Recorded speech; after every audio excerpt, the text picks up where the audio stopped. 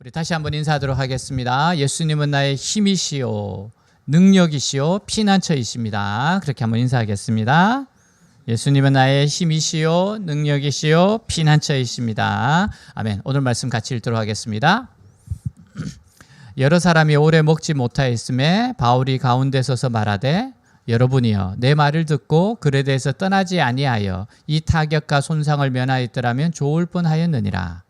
내가 너희를 권하노니 이제는 안심하라. 너희 중 아무도 생명에는 아무런 손상이 없겠고 오직 배뿐이라. 내가 속한 바 곧 내가 섬기는 하나님의 사자가 어젯밤에 내 곁에 서서 말하되, 바울아 두려워하지 말라. 내가 가이사 앞에 서야 하겠고 또 하나님께서 너와 함께 항해하는 자를 다 내게 주셨다 하였으니, 그러므로 여러분이여 안심하라. 나는 내게 말씀하신 그대로 되리라고 하나님을 믿노라. 아멘. 바다에서 제일 두려운 건 태풍 만나는 거예요. 일단 태풍 만나면 아무리 큰 배라 하더라도 종이배밖에 되지 않습니다. 바울이 탄 배는 큰 풍랑으로 인해 여러 날 동안 해와 달도 별도 보지 못했어요. 그러니까 어떻게 사람들이 살아서 돌아갈 희망을 다 잃어버린 겁니다. 여러분, 이런 위기가 오면, 이런 폭풍 가운데 오면 대부분 사람들이 의욕을 상실하고 자포자기합니다. 또 어떤 사람들은 자기만 살겠다고 재빠르게 도망가는 사람이 있어요. 또 어떤 경우에는 위기 상황에 대해 서로 책임을 전가하며 막 싸웁니다. 이래서 그랬다 저래서 그랬다, 봐라 우리가 떠나지 말자고 했지 않냐. 그리고 나서 또 엉뚱한 사람이 희생양이 되기도 해요. 바울이 탄 배에도 이런 일이 일어나라고 했습니다. 그런데 이런 자포자기도 하지 못하도록 하고 자기만 살려고 도망치는 것이나 죄수들을 죽이지 못하도록 독려했던 사람이 바울이었습니다. 바울은 이런 일이 일어나지 않도록 바울이 막아섰어요. 왜냐? 사도 바울은 이 절망적인 상황 가운데서 하나님의 음성을 들었어요. 그러니까 그 음성을 듣고 그 말씀을 믿고 사람들을 위로하고 격려합니다. 여러분, 우리가 아무리 절망적인 상황 가운데 있을지라도 하나님의 음성만 듣는다면, 그리고 그 음성에 순종하고 나아가면 절망 가운데 소망으로 나아갈 수 있어요. 인생에 이러한 예기치 않은 폭풍을 만납니다. 폭풍을 전혀 만나지 않는 인생 없어요. 우리도 폭풍을 만납니다. 여러분, 이럴 때 어떻게 해야 됩니까? 21절에 보니까 우리 한번 같이 한번 읽도록 하겠습니다. 여러 사람이 오래 먹지 못하였음에 바울이 가운데 서서 말하되, 여러분이여 내 말을 듣고 글에 대해서 떠나지 아니하여 이 타격과 손상을 면하였더라면 좋을 뻔하였느니라. 자, 사도 바울도 복음을 전하기 위해 이북은 여러 번 다녀봤기 때문에 항해하는 것이 순조롭지 않다는 것을 알고 있었습니다. 그리고 사도 바울에게는 언제나 성령이 주시는 영감이 살아있었어요. 이게 중요합니다. 그러니까 우리는 때또 하나님이 기뻐하지 않는 길로 가면 우리 안에 계신 성령께서 거부 반응을 보이는 걸 느낄 때가 있습니다. 이것을 우리는 성령의 세미한 음성이라 그래요. 하나님의 세미한 음성이 우리에게 있다는 것이 얼마나 큰 복이고 재산인지 모릅니다. 모든 사람들이 절망하고 낙심하고 있을 때 바울이 일어서서 말할 수 있는 힘이 여기서 나오는 거예요. 자, 뭐라고 말합니까? 22절부터 25절입니다. 같이 읽습니다. 내가 너희를 권하노니 이제는 안심하라. 너희 중 아무도 생명에는 아무런 손상이 없겠고 오직 배뿐이리라. 내가 속한 바 곧 내가 섬기는 하나님의 사자가 어젯밤에 내 곁에 서서 말하되, 바울아 두려워하지 말라. 내가 가이사 앞에 서야 하겠고 또 하나님께서 너와 함께한 자를 다 내게 주셨다 하였으니, 그러므로 여러분이여 안심하라. 나는 내게 말씀하신 그대로 되리라고 하나님을 믿노라. 자, 바울이 모든 사람들이 좌절하고 절망하고 있습니다. 폭풍 속에서 좌절하고 절망해요. 근데 그때 하늘을 가리키며 뭐라고 이야기합니다. 나는 내가 속한 곳이 있다.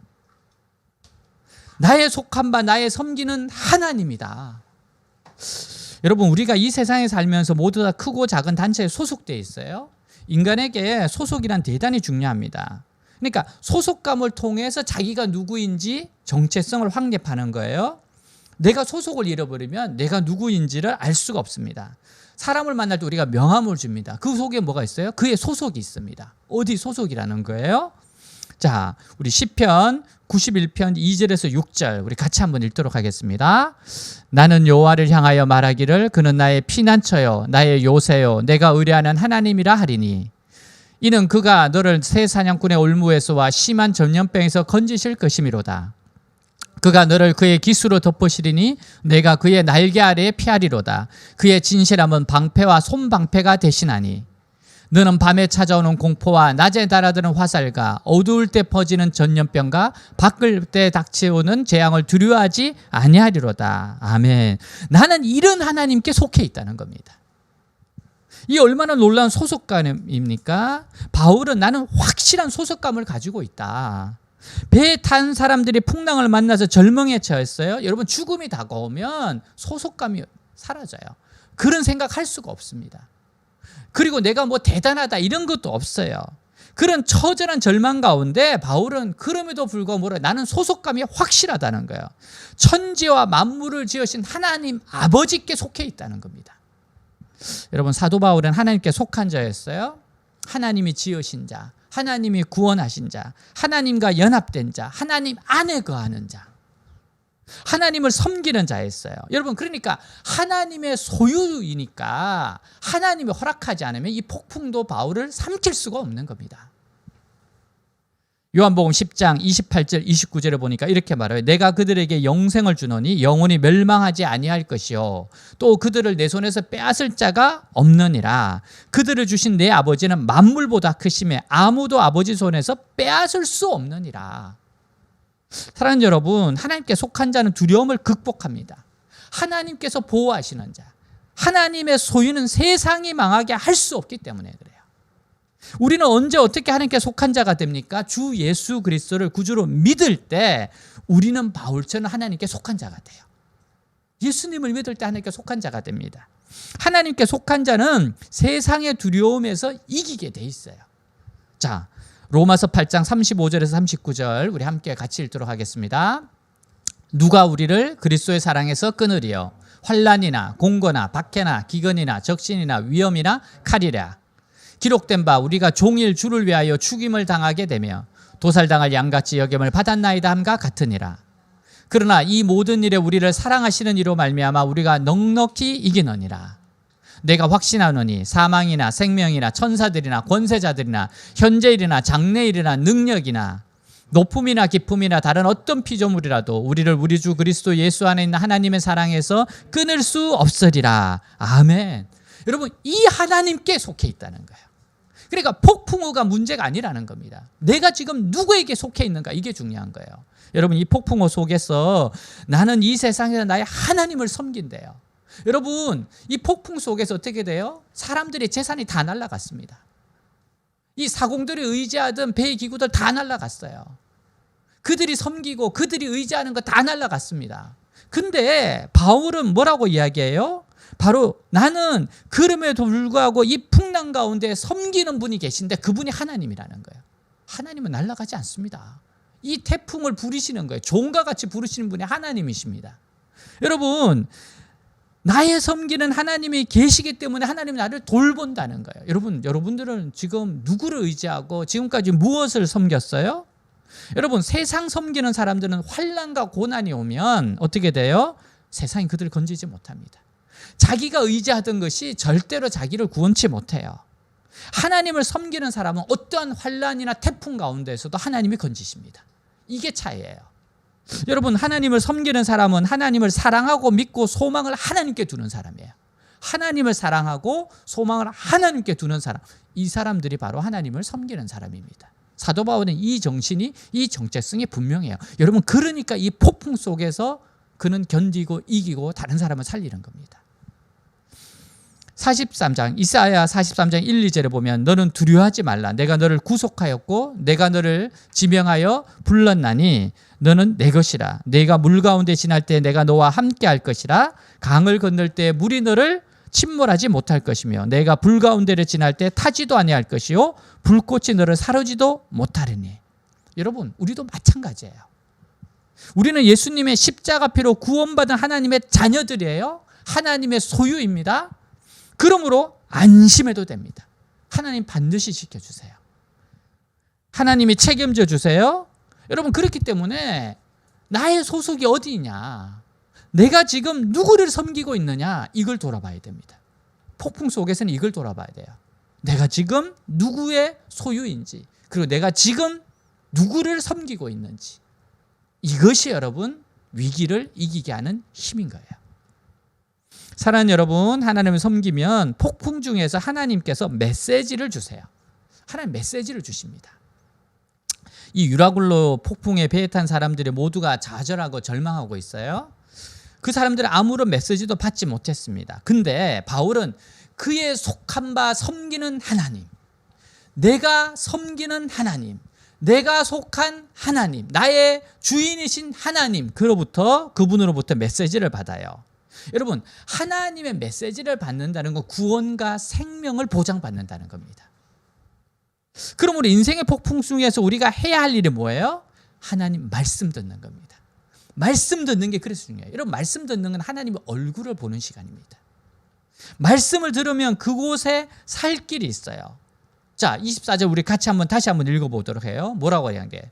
24절, 바울아 두려워하지 말라. 내가 가이사 앞에 서야 하겠고 또 하나님께서 너와 함께 항해하는 자를 다 내게 주셨다 하였으니. 여러분, 여기서 우리가 기억해야 될 중요한 사실이 있어요. 그것은 바울이 이렇게 하나님의 음성을 들을 수 있도록 하나님 곁에 가까이 머무르는 사람이에요. 다시 말하면 바울과 하나님 사이에는 소통 채널이 있다는 거예요. 소통 채널이 있어요. 23절에 뭐래요? 내가 속한 바 곧 내가 섬기는 하나님의 사자가 어젯밤에 내 곁에 서서 말하되. 내 곁에 서서 말해요. 하나님의 천사는 이 풍랑 중에도 바울 곁에 가까이 머물러서 하나님의 음성을 전달하고 있습니다.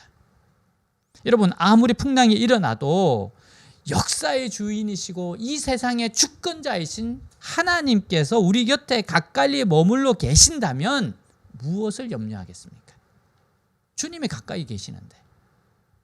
그 하나님이 지금 바울에게 말씀하세요. 두려워하지 말라. 바울아, 두려워하지 마라. 너는 가이사 앞에 서게 돼. 그러니까 너 죽지 않아. 그리고 또 하나님께서 너와 함께 항해하는 자를 다 내게 주셨다. 여러분, 하나님께서는 함께 배에 타고 있는 모든 사람들의 생명을 바울에게 맡기셨대요. 내가 너한테 맡겼어. 너는 가이사 앞에 서야 되고 이곳에 있는 276명의 생명이 다 너에게 맡겨져 있다. 여러분, 이거 얼마나 귀한 축복의 책임입니까? 그러므로 사도 바울이 포기하지 않는 이상 아무도 죽을 수가 없어요. 사도 바울만 포기하지 않으면 아무도 죽지 않습니다. 여러분, 하나님 믿는 사람이 그래서 중요한 거예요. 하나님 믿는 사람이 끝까지 포기하지 않으면 하나님도 포기 안 합니다. 그가 계속 기도하고 있으면 하나님도 기다리세요. 여러분, 이 음성을 들은 바울이 무엇을 두려워하겠습니까? 오늘 우리의 문제는 하나님의 음성을 듣는 귀가 열려져 있지 않다는 거예요. 귀가 열려져 있느냐? 그 하나님의 음성을 듣는 그 음성을 듣는 채널이 있느냐 이 말이에요. 미국에 있는 설교자가 있는데 그 자기 집 파티에 플로리다 대학의 곤충학자 한 사람을 초청했습니다. 근데 이분은 곤충학자니까 뒷뜰과 숲속을 이렇게 연결되어 있는 집과 숲이 연결되어 있는 곳을 거닐면서 들어와요. 그러더니 이렇게 말합니다.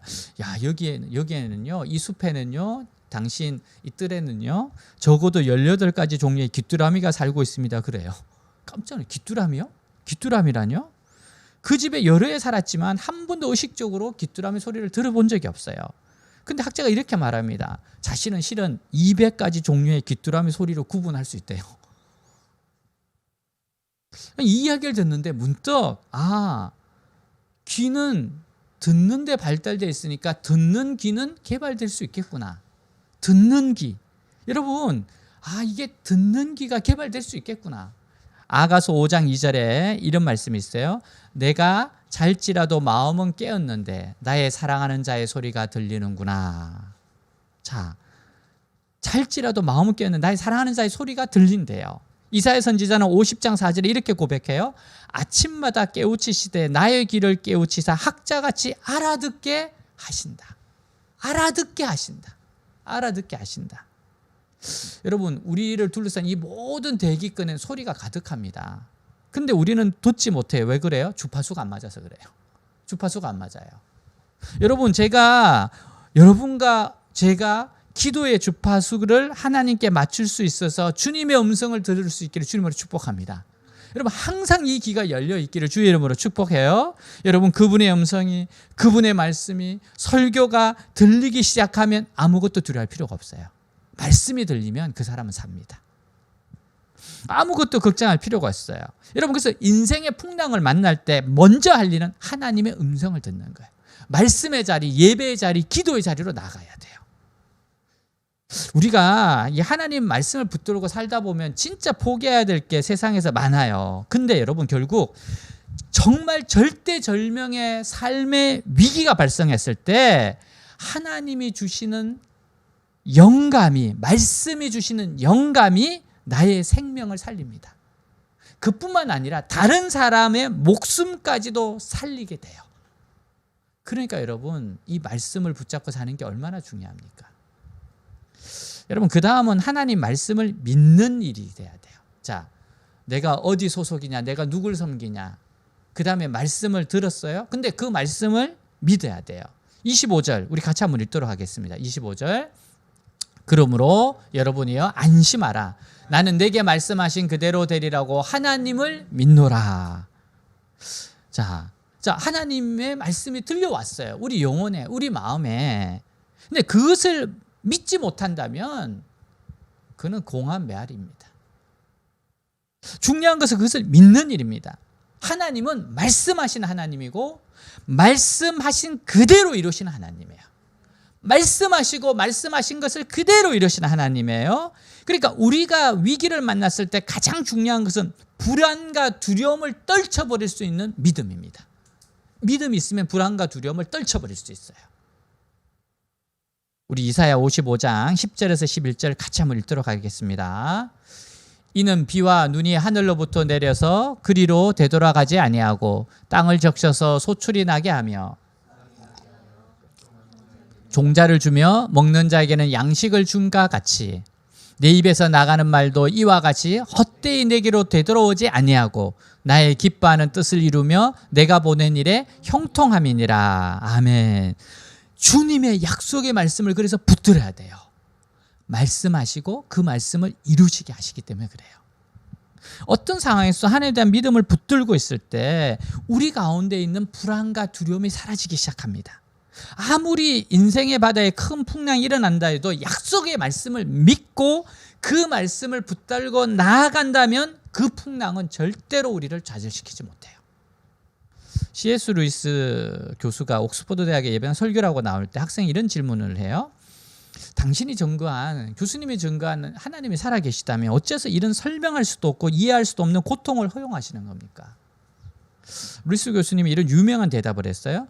고통이 있어도 교만한 인생인데 만약 인생의 길에 고통마저 없다면 사람들은 얼마나 더 교만하겠습니까? 그리고 덧붙여 이렇게 말합니다. 고통이란 귀먹은 세상 사람들을 깨우기 위한 하나님의 메가폰입니다. 우리는 평온할 때 하나님의 음성을 듣지 못할 때가 많습니다. 손대는 일마다 잘 되고 일이 잘 풀릴 때 우리는 하나님의 음성을 듣지 못할 때가 많습니다. 그러나 인생 가운데 폭풍이 불고 폭풍이 몰려올 때 하나님의 음성을 듣기 시작해요. 그래서 C.S. 루이스는 우리에게 다가온 고통은 귀먹은 사람들을 흔들어 깨우는 확성기, 메가폰이라고 하는 거예요. 여러분, 고통에는요, 우리로 하여금 하나님의 음성에 귀 기울이게 만드는 힘이 있어요. 고통에는 우리를 하나님 앞으로 더 가까이 가게 하는 힘이 있어요. 익산에 제가 하림 공장을 한번 갔다 온 적이 있었어요. 목사님의 소개로 이제 한번 같이 견학하고 왔었는데요. 그 하림 주식회사 김홍국 장로님 이야기예요. 이분이 미성년자인 고등학교 3학년부터 사업을 시작했습니다. 고3 때부터 사업을 시작해서 그래서 조금 중년이나 나이 드신 분들이 학교에 찾아왔대요. 결제 받으러. 사장님 어떻게 해야 됩니까? 확실히 또 사업가는 다르신 것 같아요. 이분이 이제 생각해 보니까 탑값이 자꾸 이렇게 안정적이 되기 위해서는 이 생산 원가를 낮춰야 되는데 사료를 직접 만드는 통합 경영을 해야겠다고 생각을 하고 하림은 농장, 공장, 유통을 통합하게 됩니다. 그리고 코스닥 등록까지 하고 아주 공장을 확장을 했어요. 지속적으로 성장합니다. 탄탄대로로 달렸어요. 근데 회사가 전기 누전으로 불이 납니다. 그때 손실 피해액이 1천억 계획했어요. 그럼 회사 이제 망가지고 끝난 거였죠. 재기 불능의 자리까지 온 겁니다. 근데 이 잿더미 위에서 포기한 것이 아니라 그 문제를 붙잡고 계신 하나님께로 돌아가서 자신을 살펴봤다는 거예요. 폭풍우 가운데서 하나님을 붙잡는 거예요. 화재 사건 당시의 고백입니다. 모태신앙이지만 교회를 건성으로 다니는 나에게 공장 화재는 영적인 눈이 열리는 계기가 되었다. 그죠? 고통이 영적인 눈이 열리는 계기가 됐어요. 나에게 불이 난 후 화학적인 변화가 생겼다. 성경을 읽다 보면 다음 장이 궁금해지고 길고 지루하게 느껴진 설교가 기다려졌다. 결국 나는 고난이 축복의 통로였음을 깨닫게 되었다. 공장 화재 3개월 후 이제 공장을 막 추스리고 있는데 교회에서 교회 건물을 다시 짓는 사역이 시작됩니다. 그러면서 이분이 건축위원장으로 헌신하게 돼. 아무래도 자기가 해야 되겠다는 마음이 들더래요. 지금 이 공장이 불타서 재개하고 있는데 같이 하게 됩니다. 그리고 나서 정말 잘 지어야겠다 그런 마음으로 열심히 짓습니다. 익산에 있는 교회가 어마어마하게 잘 지어진 교회예요. 근데 이렇게 예배당을 짓는 동안 회사가 또 회복이 됩니다. 정말 잘 됐어요. 잘 회복이 됐어요. 그러면서 이분이 인터뷰에서 이렇게 고백해요. 성경을 보면 아브라함과 야곱, 이삭 모두 고생을 했습니다. 그러나 하나님의 말씀 안에서 살면 고난도 축복인 것을 알게 됐습니다. 말씀 안에 살면 고난도 축복이라는 걸 알게 됐대요. 인간적으로 볼 때 고생이지만 하나님 관점에서는 축복이라는 것을 깨닫자 계속 도전하고 모험하는 것이 두렵지 않게 되었습니다. 고생을 하더라도 하나님 안에서 고생하자는 거죠. 익산 할인공장 식당벽에는 찬송가 가사 일부가 쓴 액자가 걸려있어요. 이 풍랑이 나여 더 빨리 갑니다. 이 풍랑이 나여 더 빨리 갑니다.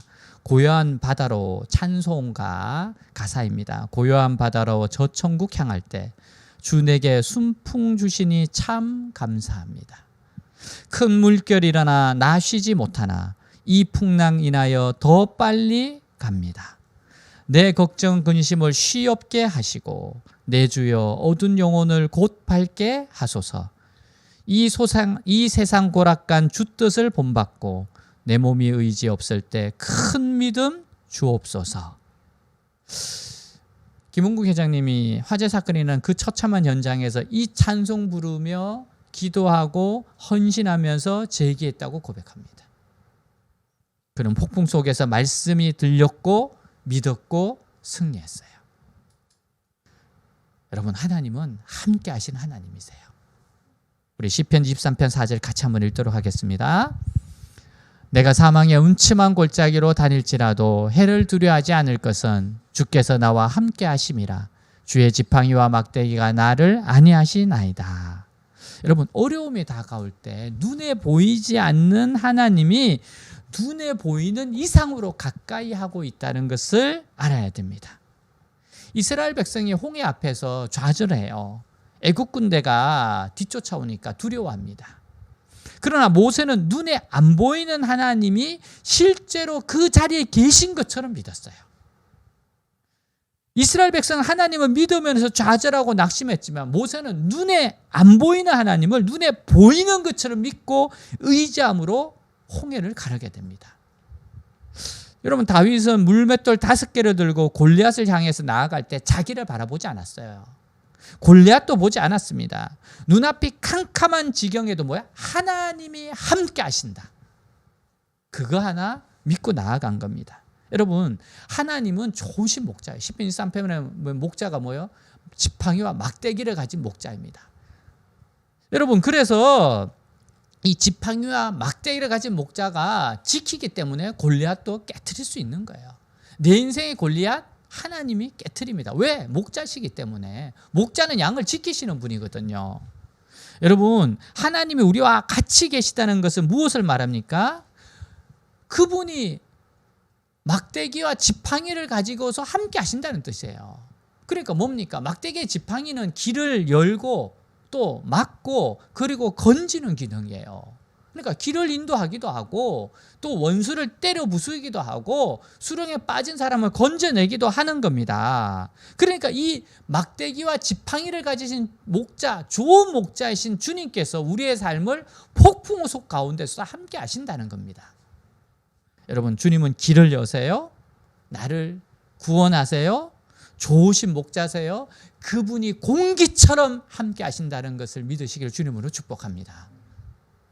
여호수아 1장 9절 같이 한번 읽겠습니다.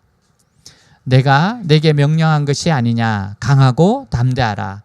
두려워하지 말며 놀라지 말라. 내가 어디로 가든지 내 하나님 여호와가 너와 함께 하느니라 하시니라. 히브리서 13장 5절입니다. 같이 읽습니다.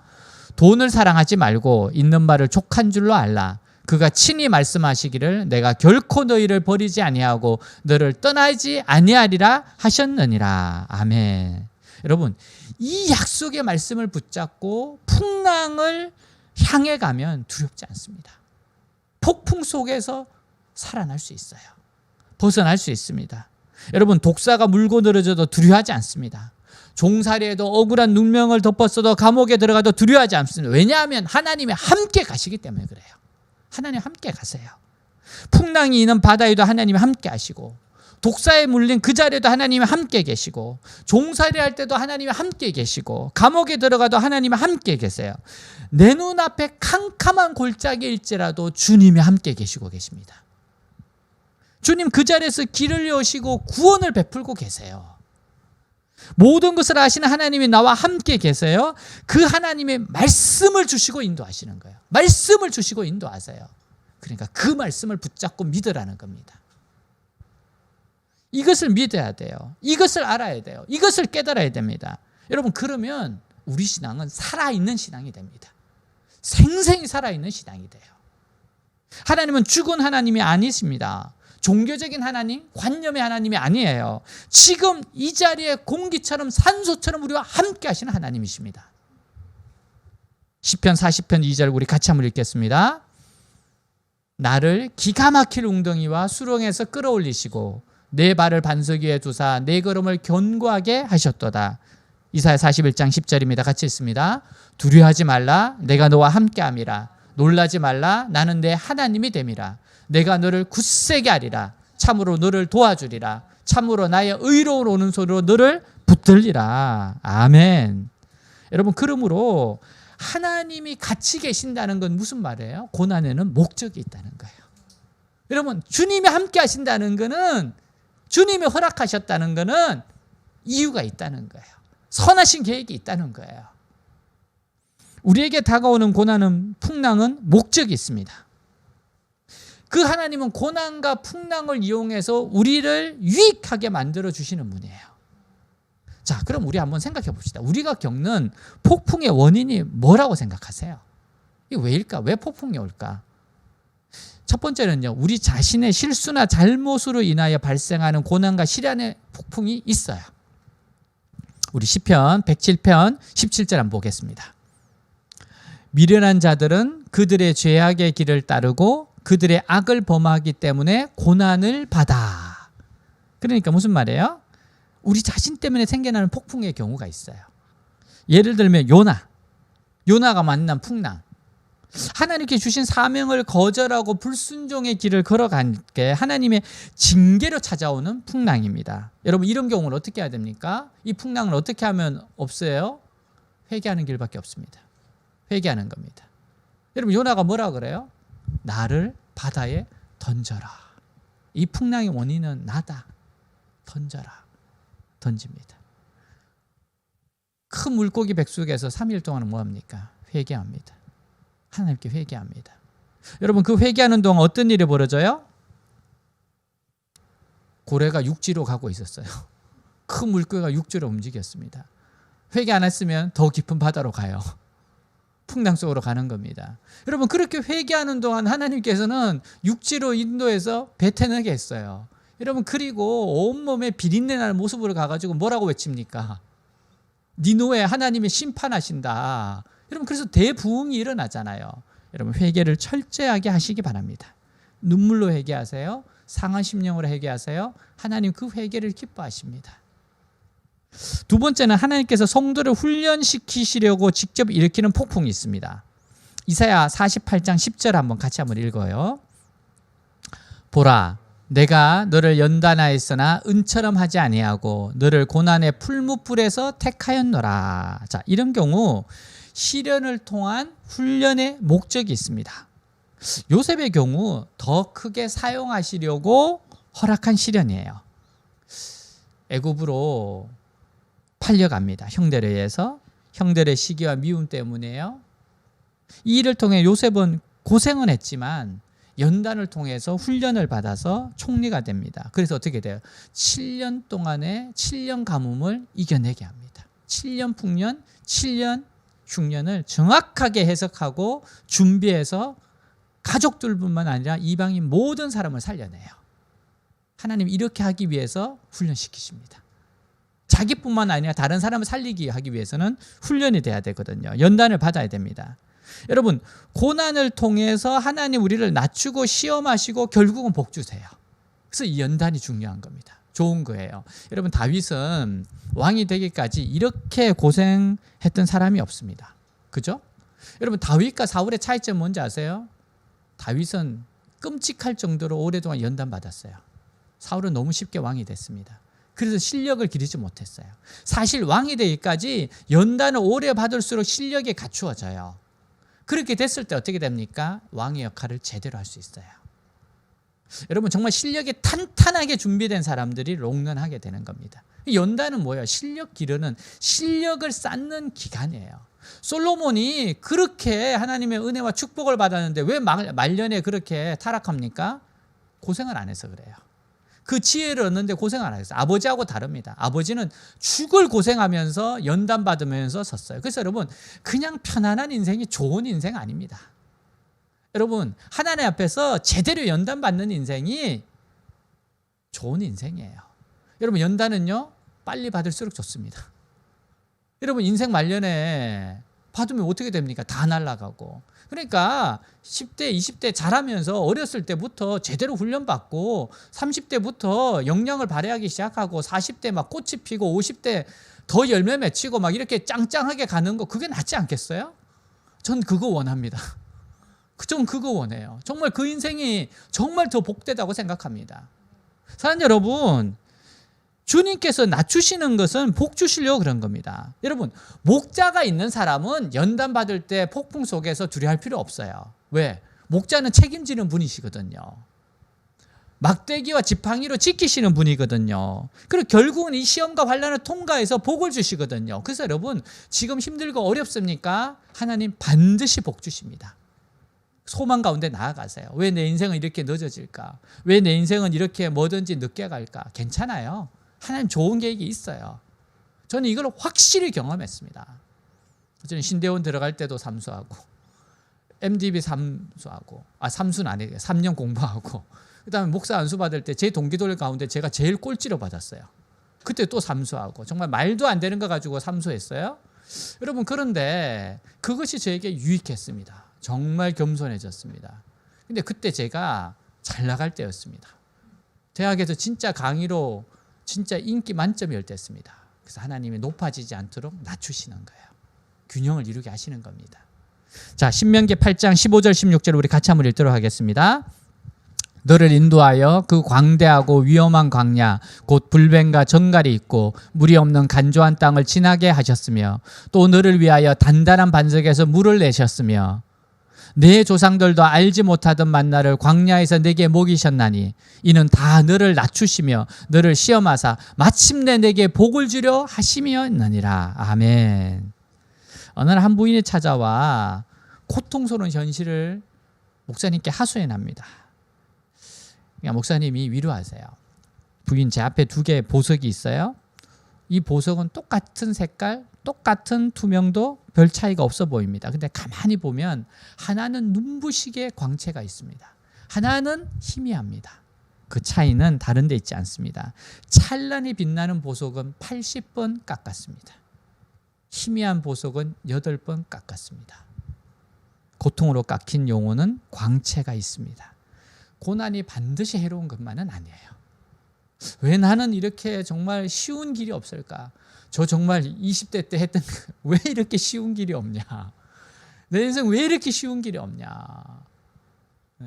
대학교 와서도 아르바이트 할 때 진짜 그 생각 많이 했습니다. 내 인생 왜 이렇게 쉬운 길이 없냐? 야, 이렇게 왜 방학 때 이렇게 난 아르바이트를 해야 되는가? 근데 해야 돼요. 그때 안 했으면 나 아마 타락했을 겁니다. 그거 아르바이트 학비 버느라고 죄 지을 생각을 못 했어요. 그것도 하나님 지키시는 방법입니다. 여러분, 고난이 반드시 해로운 거 아닙니다. 하나님께서는 고난을 통해서 우리에게 말씀하세요. 우리 신앙의 불순물을 제거하세요. 그래서 고난은 우리를 성결케 하고 순수하게 만듭니다. 그래서 욥이 그런 고백을 하잖아요.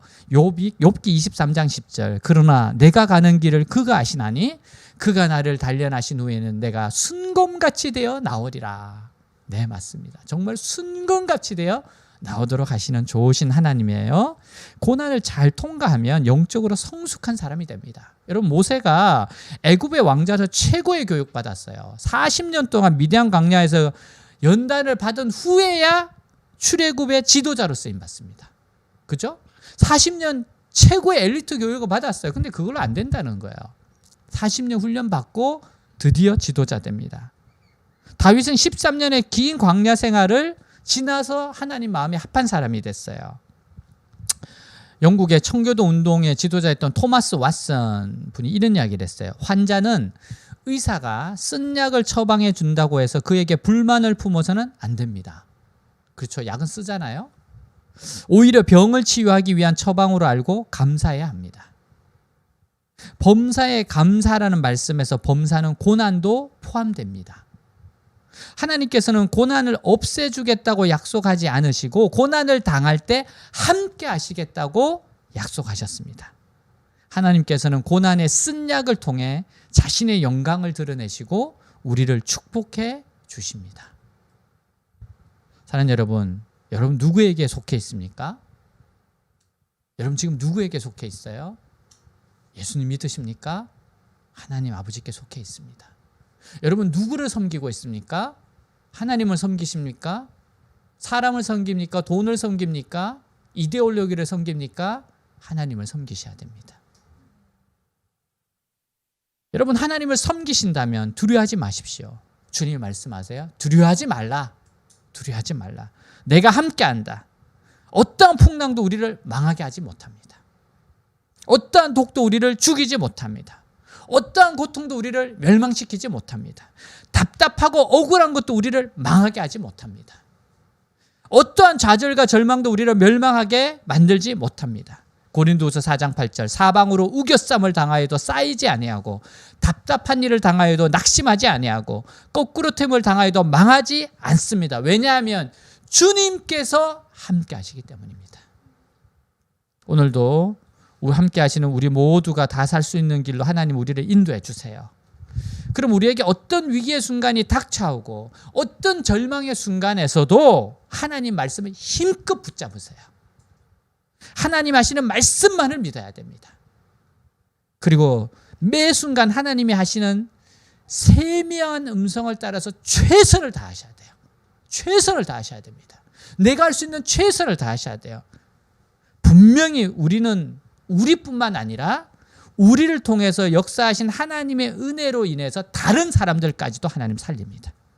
나뿐만 아니라 우리 주위에 있는 사람들을 함께 살리도록 사용하세요. 폭풍 속에서 바울은 276명을 살렸어요. 하나님은 우리를 위험에서 건져주십니다. 그뿐만 아니라 우리와 함께하는 사람을 살려주십니다. 기도하겠습니다. 사랑하는 여러분, 폭풍 속에서 내가 누구에게 속했는가 생각하셔야 돼요. 내가 누구를 섬기는가 생각하셔야 돼요. 내가 하나님께 속하고 하나님을 섬기지 않았다면 회개하셔야 됩니다. 그리고 하나님의 말씀을 붙잡으세요. 음성을 들으세요. 그 말씀을 붙들고 주장하고 최선을 다하세요. 나아가세요. 도리어 폭풍 때문에 더 빨리 가게 되는 것을 보게 될 겁니다. 이게 신앙의 신비예요. 기도하겠습니다. 기도합니다. 하나님 아버지 감사합니다. 하나님 감사합니다. 주님 살아계신 아버지 하나님, 역사하신 하나님 지금도 우리 함께 계신 하나님 함께 계신다고 했습니다. 함께 계신다고 했습니다. 절대 고와 같이 내버려 두지 않는다고 했습니다. 사망의 엄침한 골짜기를 다닐지어도 내가 너와 함께함이니라. 하나님 감사합니다. 감사합니다. 폭풍 속에서 현재 이런 코로나 속에서, 병마 속에서, 문제 속에서, 경제 어려움 속에서, 보이지 않는 폭풍 속에서 함께 하시는 주님, 내가 속한 하나님, 내가 섬기는 하나님, 나는 하나님께 속해 있습니다. 하나님의 자녀입니다. 내가 섬기는 하나님, 나는 하나님을 섬깁니다. 돈을 섬기지 않고 사람을 섬기는 것이 아니라 하나님을 섬깁니다. 주여 불쌍히 여겨 주시옵소서. 말씀을 붙잡고, 말씀을 듣고자 하고, 말씀을 붙잡고 말씀의 인도함을 받으며 최선을 다하겠습니다. 내가 할 수 있는 최선을 다하고 하나님 주시는 은혜를 경험하고 체험하고 누리고, 하나님 나뿐만 아니라 우리의 주위에 있는 사람들 다 살리게 하여 주옵소서. 주여 우리를 축복의 통로가 되게 하여 주시옵소서. 주님 사랑합니다. 의지합니다. 주님 경배합니다. 아멘.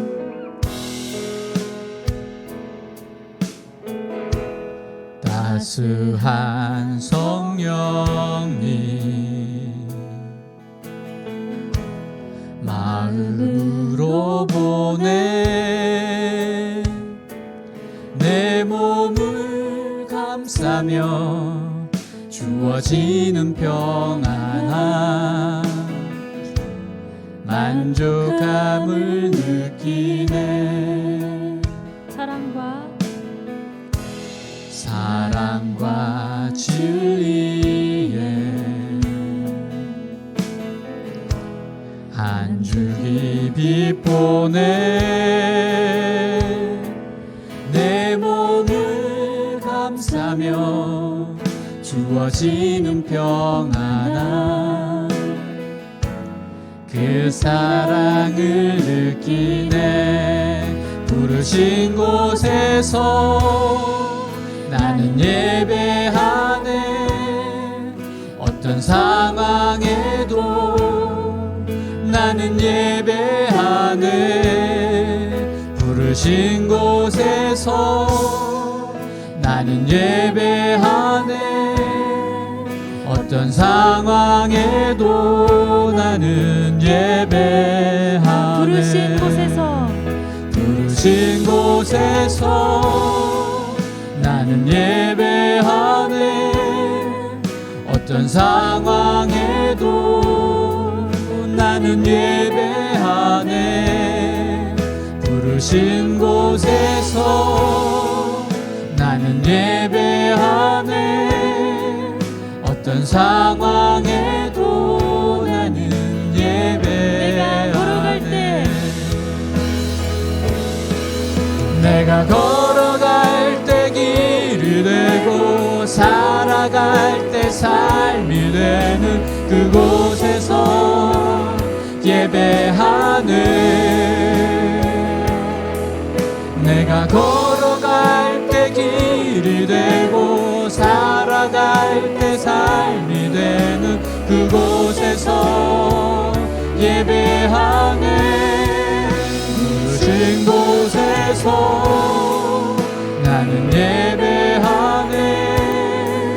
어떤 상황에도 나는 예배하네. 부르신 곳에서 나는 예배하네. 어떤 상황에도 나는 예배하네. 주님, 내가 속한 바 곧 내가 섬기는 하나님의 사자가, 내가 속한 바 내가 섬기는 하나님의 사자가 두려워하지 말라. 내가 가이에서 앞에 서야겠고 하나님께서 너와 함께 항해하는 자를 다 내게 주셨다. 주님, 이 말씀을 그대로 믿고 그대로 붙잡고 살아갑니다. 살아냅니다. 주님, 저희들을 붙잡아 주옵소서. 우리 주 예수 그리스도 이름으로 기도하였습니다. 아멘.